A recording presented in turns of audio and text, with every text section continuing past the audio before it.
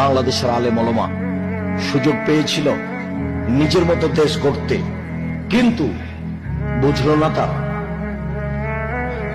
নিজ নিজ স্বার্থে নেমে গেল। সবাই বসে, যারা মনে করে আমরা কোরআন হাদিস বুঝি, হানাফি হোক, শাফি হোক, মালিকি হোক, হাম্বলি হোক, যেই হোক না কেন, যদি নিজ স্বার্থ ত্যাগ করে বাংলাদেশের মাটিতে পরামর্শের ভিত্তিতে নেতা নির্বাচন হবে, এই পদক্ষেপ যদি তারা হাতে নিত, তাহলে যারা গাদ্দারি করছে, করেছে, করবে, এরা সুযোগ পেত না। কিন্তু আমি আর আপনি তো সুযোগ নিলাম না। শুধু খালি ছেলেগুলো জীবন দিল, মানুষগুলো জীবন দিল, পানি লাগবে, পানি লাগবে, পানি লাগবে। সুযোগকে মাটির সাথে মিশিয়ে দিল।